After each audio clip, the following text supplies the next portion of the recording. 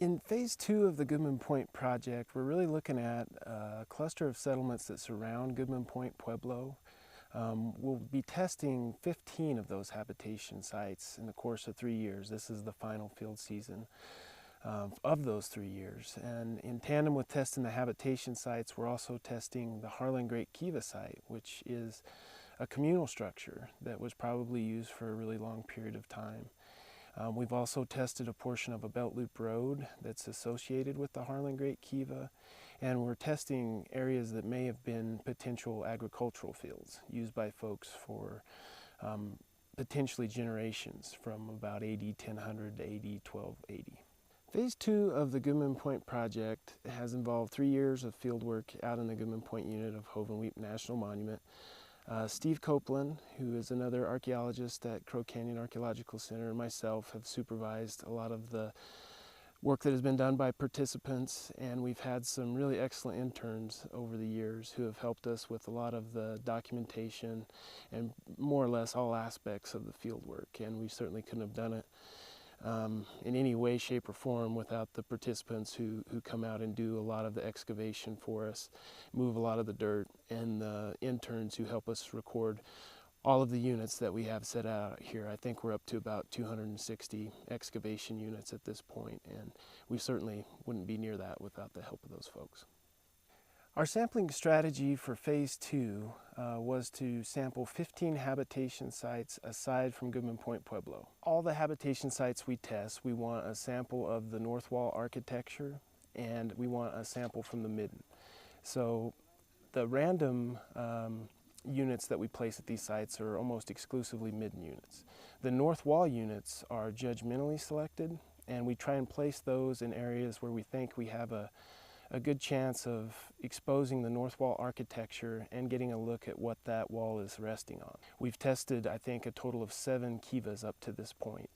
We're not digging kiva at every site, but we are trying to sample kivas from sites to give us a pretty good idea of the range of variability that's present at these small sites. I think a lot of the sites that we're testing right now are earlier than Goodman Point Pueblo.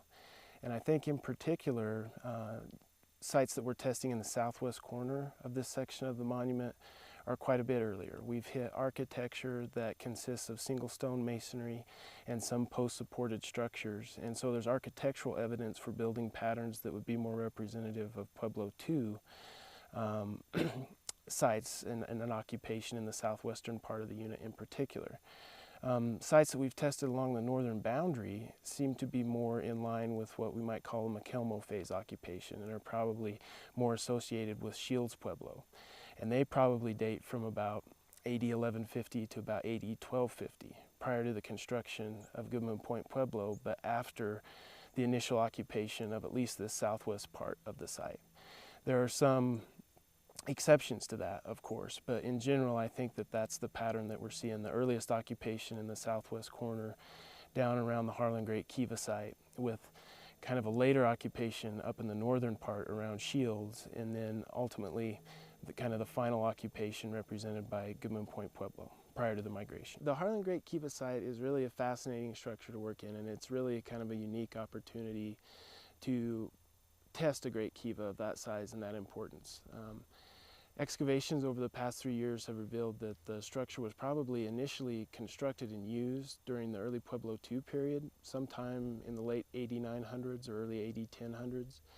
Excavations around the Great Kiva itself in the berm area that frames the Great Kiva main chamber also suggest that there were episodes of remodeling, at least 2 episodes of remodeling, where the original Great Kiva main chamber was probably refurbished or remodeled significantly.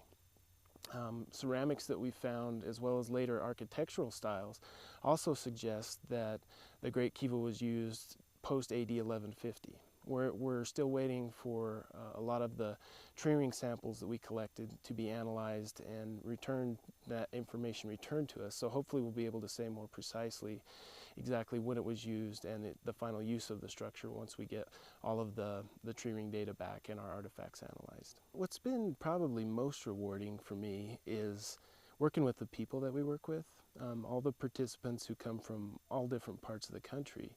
and learning a little bit about their stories and about where they're from and why they're interested in archaeology, and being able to take part in their learning about the ancient cultures of this region. That's probably one of the most rewarding aspects of the job. Also, for me, it's been just a tremendous time of personal and professional growth. I mean, you don't often have the opportunity for sustained research in one place that has this rich of a cultural heritage represented on the landscape. So just the diversity of things that we've seen over the course of the 6 years, and what all that potentially might tell us about the folks who lived out here hundreds of years ago, is really, really humbling in a lot of respects.